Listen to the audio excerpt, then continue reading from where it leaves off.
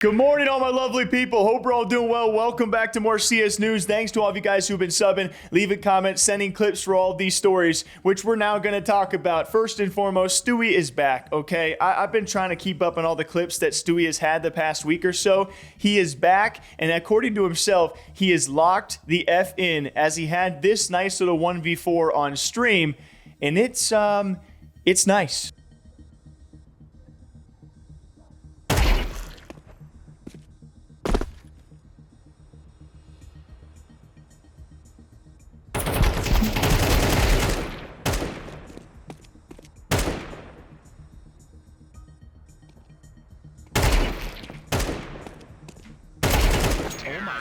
Lock the fuck in. And my favorite part about all of this is not even the quote from Stu. It's actually watching one of the bros just yapping away. We got Cooper just literally yapping, talking about steroids as Stewie pulls off this clutch. Yeah, a lot of, I mean, You see him? I think most people do not take steroids, but it's also easy to ask hundreds of people and show the people that do say yes, you know?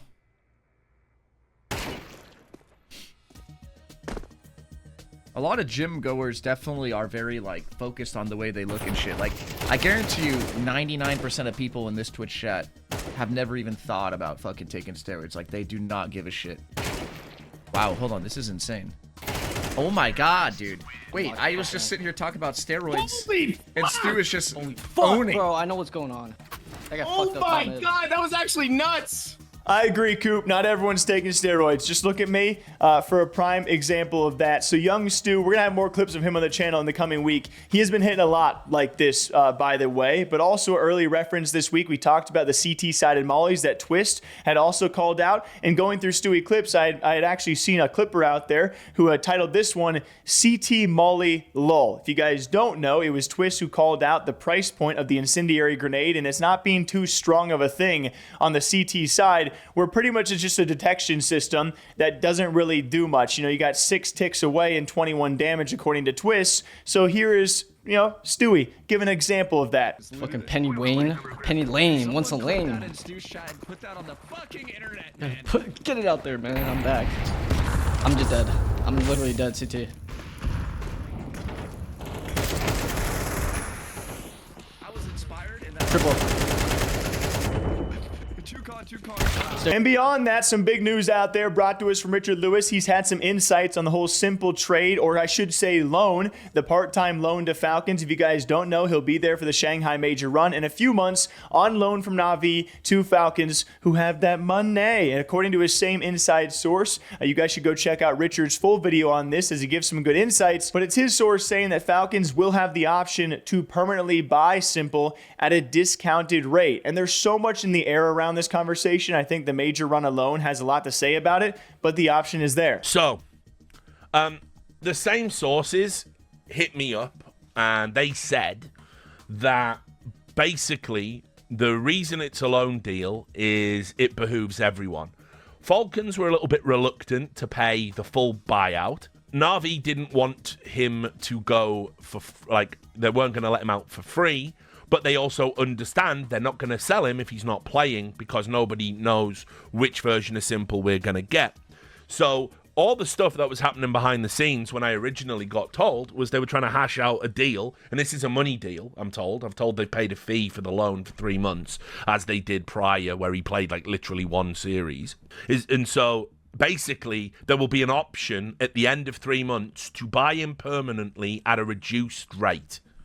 And this one is tough because you've also had people like Zonic talk about this where they're not even thinking about 2025. They're not even thinking about the next year's roster. They're trying to focus on the now with what they have going. And the kind of I shouldn't say confusion, the question of that roster of like, you have all 5 of these members who fully know that Nico is a possibility likely to happen next year and S1mple is definitely going to be on the board. And a lot of them are probably wondering what's our future going to be. And so it's got to be a tough team to be in right now, but Falcons will have the option to keep S1mple. I mean, I don't think we've seen enough from S1mple to even, you know, warrant that kind of option yet. And the Major run is going to be big. Like if they fail to make the Major, do you make a price point like that and you take a stab at someone like S1mple and then also Nico? I don't know. I mean, I'd love to see it regardless, but according to big old RL, yeah, that's an option for Falcons, which I guess is not all too surprising.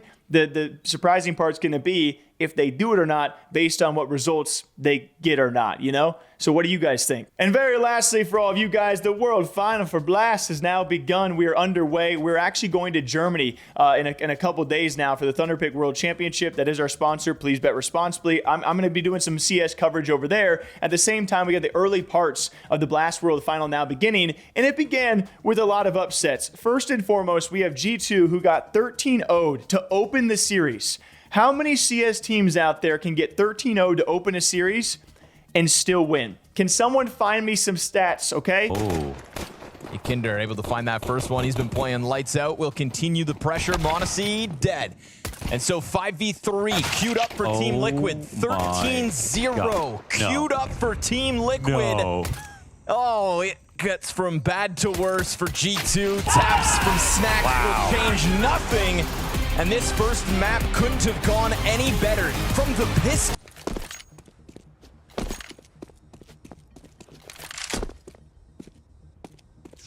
Snacks. Oh my god, he gets there. Yakindar. I thought he was going to catch Snacks off guard the way Snacks just kind of runs around the corner, but it goes 5v4 G2. And in what was feeling like finally a close map in this head-to-head, what do you know? It's a blowout after the T side. G2 looking for, again, a flawless second half. They pulled it off on Inferno. They are 3 kills away from doing it yet again on Mirage. Ultimate. It's got to be here. It's got to be now. It's already too late. And it's definitely, seemingly too little. Nico traded out instantly by Naf. The Oppers got him, though, you'd think. myyyyy does not miss. Struck down by G2 in this opening game. Team Liquid come up short after a 13-0 start. As they go on to then reverse sweep it against Team Liquid. I mean, that's some mighty good resolve out of G2. They're like, you know what? We'll give them the first map. We'll give it to them nice and handedly just to set them up nicely for map 2 and 3 going our way. And I would argue maybe an even bigger upset than that, even though it started out 13-0, keep in mind, is Na'Vi. I mean, they were a team that I had heavy-handed picked against Astralis. I don't know if this was for a lack of head-to-head matchups or Astralis changing things out.